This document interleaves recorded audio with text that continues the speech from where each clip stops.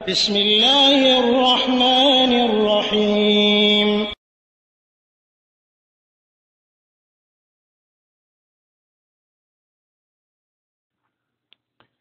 الحمد لله كفى والسلام على عباده الذين اصطفى أما بعد মুহতারাম ভাই জানতে চেয়েছেন যে নামাজ পড়া অবস্থায় হাত দুটো কোথায় রাখতে হবে। প্রথমত আমরা জানব যে নামাজরত অবস্থায় ডান হাতকে বাম হাতের উপর রাখতে হবে। দ্বিতীয়ত হাত দুটো কোথায় রাখতে হবে এই ব্যাপারে উলামায়ে কেরামদের মাঝে মুতলক্ক পরিলক্ষিত হয়। প্রথম মত হচ্ছে হাত দুটোকে নাভির নিচে রাখতে হবে, যেমনটি হানাফি মাযহাবের অভিমত। দ্বিতীয়ত নাভির উপরে বুকের নিচে রাখতে হবে, যেমনটি শাফি এবং মালিকি মাযহাবের অভিমত।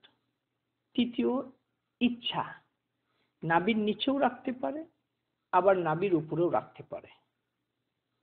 এটি আহমদ বিন হাম্বলের অভিমত। চতুর্থত হাত দুটোকে বুকের উপরে রাখতে হবে। এই চারটি মত উলামায়ে কেরাম এই চারটি অভিমত ব্যক্ত করেছে। তবে চারটি মতের মধ্যে বুকের উপরে হাত দুটো রাখতে হবে এই মতটি সবচেয়ে অধিকতর শক্তিশালী মত, কারণ এই মতের সপক্ষে সহিহ হাদিস বর্ণিত হয়েছে। নাভির নিচে হাত রাখতে হবে মর্মে আবু দাউদে যে কয়েকটি হাদিস বর্ণিত হয়েছে সব কটি হাদিসে দুর্বল। একটি আলী থেকে বর্ণিত হয়েছে যে আসুন্নাতু ওয়াদউল কাফফি ফিস সালাতি তাহতা সুররা, সুন্নাত হচ্ছে নামাজে এক হাতকে আর এক হাতের কবজির উপরে রেখে হাত দুটো নাভির নিচে রাখতে হবে। আবু হুরায়রা থেকে বর্ণিত তাহতা সুররা, নাভির নিচে হাত বাঁধা কথা এসেছে, কিন্তু এই হাদিস সম্পর্কে উলামায়ে কেরাম বলছেন যে লা তাখলু মিন যফ, এই হাদিসগুলো দুর্বল থেকে মুক্ত নয়, অর্থাৎ হাদিসগুলো দুর্বল। আর একটা হাদিস এসেছে সালাসুম মিন সুনানিল মুরসালিন ওয়া মিনহা ওয়াদউল ইয়ামিন আলা শিমাল তাহতা সুররা ফিস সালাহ। তিনটি হচ্ছে নবী রাসূলদের এটা সুন্নাতের মধ্যে, তা হচ্ছে ডান হাতকে বাম হাতের উপরে রেখে হাত দুটোকে বুকের উপরে নাভির নিচে রাখা। এই তিনটি হাদিসই মূলত নাভির নিচে বাঁধা সম্পর্কে বর্ণিত হয়েছে, কিন্তু হাদিস তিনটি দুর্বল। বুকের উপরে হাত বাঁধা সম্পর্কে যে হাদিসগুলো এসেছে তার মধ্যে এক, সাল বিন সাদ রাদিয়াল্লাহু তাআলা আনহু বলেন, কানান নাসু ইউমারুন আয়াদা আর-রাজুলু আল-ইয়াদা আল-ইমনা আলা দিরাইহিল ইসরা ফিস সালাহ। লোকদেরকে নির্দেশ দেওয়া হতো মুসল্লি যেন সালাতের মধ্যে ডান হাত বাম হাতের বাহুর উপরে রাখে। আবু হাজিম বলেন, এটা রাসূল সাল্লাল্লাহু আলাইহি ওয়াসাল্লামের দিকেই ইঙ্গিত করা হতো বলে আমি জানি। বুখারী শরীফ। বিশিষ্ট তাবী তাউস বলেন,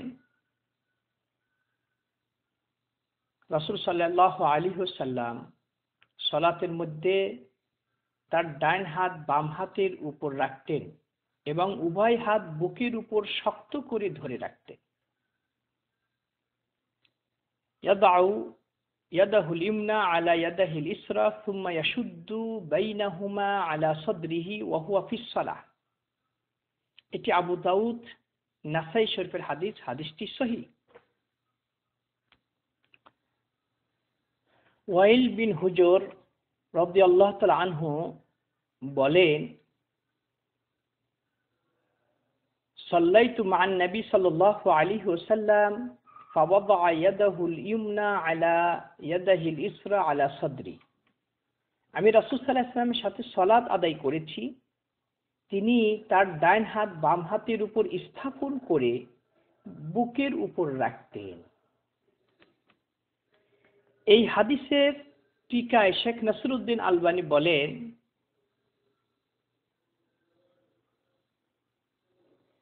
যে এর সনদ যঈফ, কারণ তা ত্রুটিপূর্ণ।